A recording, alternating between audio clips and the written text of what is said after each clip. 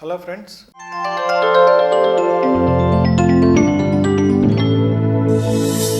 నిన్న బడ్జెట్ 2020 నిర్మలా సీతారామన్ గారు చెప్పడం జరిగింది.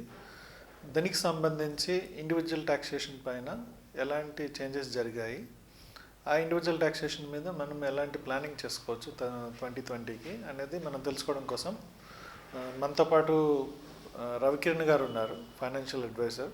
సో రవికిరణ్ గారు చెప్పండి, మీకు ఓవరాల్గా ఈ బడ్జెట్ ఎట్లా అనిపిస్తుంది? ఏమైనా చేంజ్ ఉందా? చూడటానికి అయితే చాలా చేంజ్ కనిపిస్తున్నట్టుగా ఉంది. ట్వీట్స్ తీసుకున్నా కూడా పెద్దగా బెనిఫిట్ లేదనేది మాట కూడా ఎక్కువగా వినిపిస్తూ ఉంది. సో మీ ఒపీనియన్ చెప్పండి. సో ఎట్లా ఉంది ఈ బడ్జెట్? ఓవరాల్గా మీరు ఎలా ఫీల్ అవుతున్నారు? సో ఇండివిజువల్ ట్యాక్సేషన్ పైన ఏమైనా ప్రజలకు ఏమైనా బెనిఫిట్స్ ఉన్నాయా? నిన్న బడ్జెట్ చూసుకున్నట్టయితే చాలా చేంజెస్ చేశారు మన ఫైనాన్స్ మినిస్టర్ నిర్మలా మేడం గారు. సో అందులో మనకి ముఖ్యంగా మనం అందరూ ఆలోచించేది ఏంటంటే ఇండివిజువల్గా ఏంటి బెనిఫిట్, ట్యాక్సేషన్ రూపంలో కానీ ఇంకా సేవింగ్స్ రూపంలో కానీ ఇంకెక్కడైనా ఏమైనా బెనిఫిట్ ఉందా అని ఆలోచిస్తూ ఉంటారు. సో నిన్న బడ్జెట్లో మనకి ఒక కొత్త ట్యాక్సేషన్ రూల్స్ తీసుకొచ్చారు, ఇండివిజువల్ ట్యాక్సేషన్ రూల్స్. ఇప్పటివరకు ఉన్న ట్యాక్సేషన్ రూల్స్కి ఇది చాలా కొత్తగా ఉంది. సో కానీ చాలామందికి కన్ఫ్యూజన్గా ఉంది. ఎందుకంటే ఫైనాన్స్ మినిస్టర్ ఏం చెప్పారు అంటే, కొత్తదైనా మీరు అప్లై చేసుకోవచ్చు, కొత్త రూల్స్ ప్రకారం అయినా మీరు ఐటీ రిటర్న్స్ ఫైల్ చేసుకోవచ్చు, లేదంటే పాతదైనా వాడుకోవచ్చు అన్నారు. సో ఇక్కడ చాలామందికి కన్ఫ్యూజన్గా ఉంది. కొత్తది అప్లికబుల్ తీసుకుంటే మనకి బెనిఫిటా, పాతది బెనిఫిటా, ఈ రెండింటికి తేడా ఏంటి, ఎక్కడ ట్యాక్సేషన్ తక్కువగా వస్తుంది అనే దానిపైన చాలామందికి కన్ఫ్యూజన్గా ఉంది.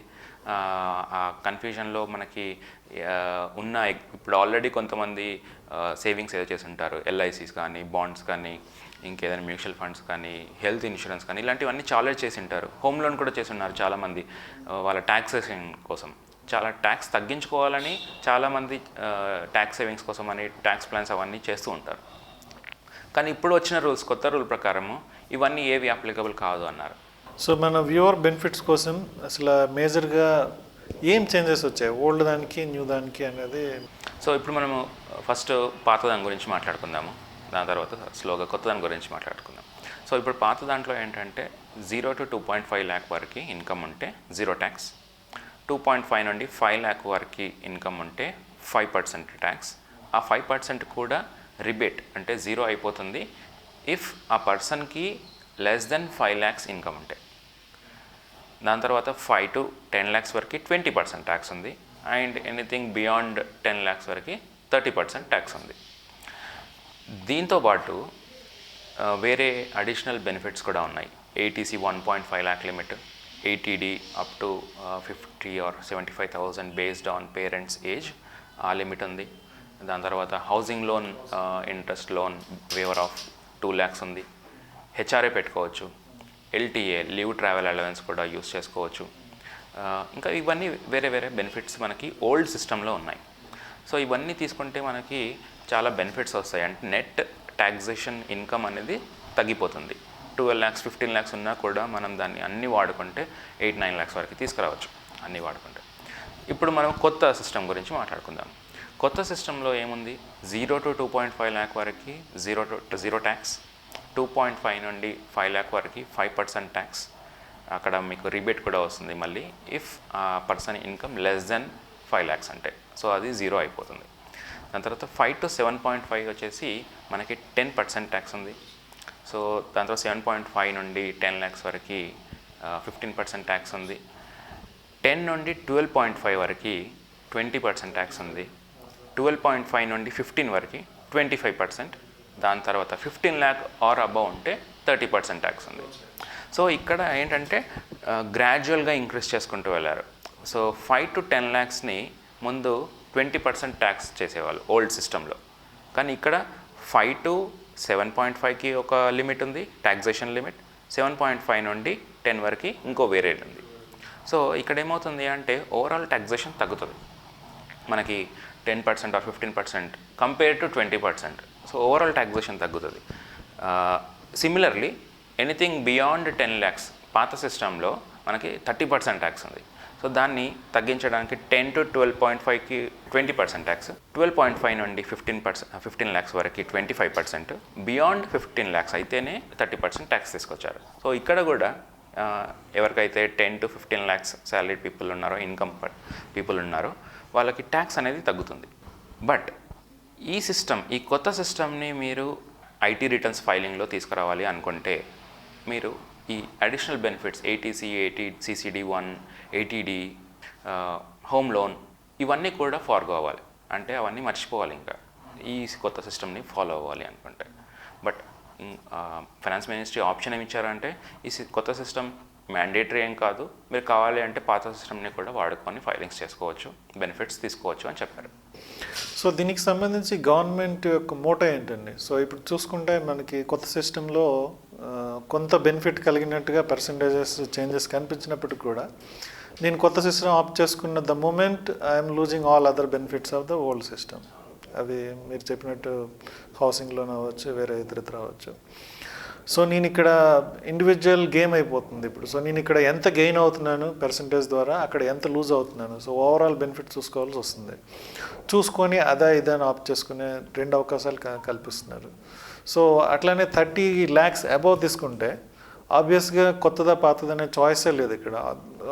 డెఫినెట్గా వాళ్ళు పాతదానికే పోతారు.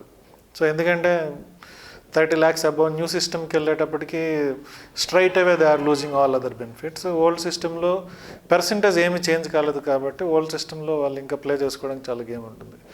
సో ఇది ఈ కన్ఫ్యూజ్డ్ విధంగా ప్లాన్ చేయడం కోసం గవర్నమెంట్ మోటో ఏమై ఉండొచ్చు? ఫస్ట్ థింగ్ ఏంటంటే ఇప్పుడు వరకు ఉన్న సిస్టమ్, ఈ ఫైనాన్షియల్ ఇయర్లో కూడా ఉన్న సిస్టమ్ ఏంటంటే ఎప్పటి నుండో ఉందండి మన దగ్గర, లాస్ట్ 15-20 years నుండి. అది డిఫరెంట్ రీజన్స్ వల్ల ఒక్కొక్క సెక్షన్లో యాడ్ చేసుకుంటూ ట్యాక్స్ బెనిఫిట్స్ ఇచ్చుకుంటూ వచ్చారు. బట్ ఇప్పుడు మనము వేరే కంట్రీస్లో చూసుకున్నట్టయితే యూఎస్లో కానీ యూకేకి డిఫరెంట్ కంట్రీస్లో అక్కడ ఫ్లాట్ సిస్టమ్ ఉంటుంది. ఇక్కడ ఏటీసీలు, ATDలు ఇక్కడ ఇన్వెస్ట్ చేస్తే మీకు ట్యాక్స్ సేవింగ్ వస్తుంది, ఇక్కడ చేస్తే రాదు అనే కాన్సెప్ట్స్ ఉండవు. ఓన్లీ రిటైర్మెంట్ ప్రోడక్ట్స్లో మాత్రం ప్రీ ఇన్కమ్లో నుండి పోతాయి కాబట్టి దానికి ట్యాక్సేషన్ ఉండదు. బట్ ఫ్లాట్ ట్యాక్సేషన్ ఉంటుంది. నా పాయింట్ ఏంటంటే, సో స్లోలీ ఇండియా కూడా అలా వెళ్ళాలి, అక్కడికి తీసుకెళ్ళాలి అనే థాట్ ప్రాసెస్లో వీళ్ళు ఇలా చేసుంటారు అని నా ఒపీనియన్. సో సడన్గా ఒకేసారి మొత్తం ఫ్లాట్ ట్యాక్సేషన్లో వెళ్తే ఇప్పుడు వరకు చేసిన ట్యాక్స్ సేవింగ్స్ కానీ చూస్ చేసుకున్న ఆప్షన్స్ కానీ ఫార్గో అవ్వాల్సి వస్తుంది అండ్ హ్యూజ్ ట్యాక్స్ పే చేయాల్సి వస్తుంది. సో అలా కాకుండా అట్లీస్ట్ ఫర్ పీపుల్ ఇప్పటి నుండి ఎర్న్ చేసే వాళ్ళకి, are somebody who is in the range of 5 to 7, 8 lakhs, they may or may not do all those tax plannings. So వాళ్ళ నుండి ఇక్కడ నుండి తీసుకెళ్ళి future down the line 5 years 10 years down the line ఈ concepts అన్నీ ఏమీ ఉండవు.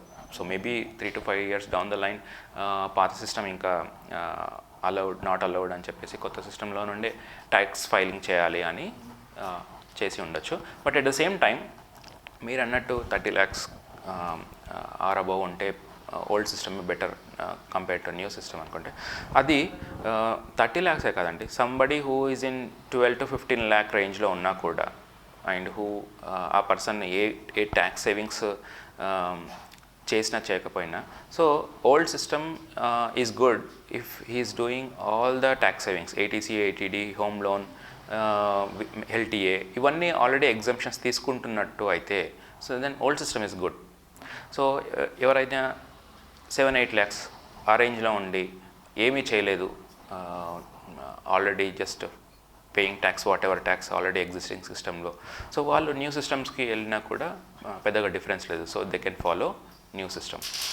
Please do subscribe Myra Media. Please subscribe Myra Media. Subscribe to Myra Media. Please like, share and subscribe to Myra Media for lot of film news, gossips and hot news. Please like, share and subscribe to Myra Media. For more interesting updates, please subscribe to Myra Media YouTube channel. For more updates, please subscribe to Myra Media. So like, share and subscribe to Myra Media.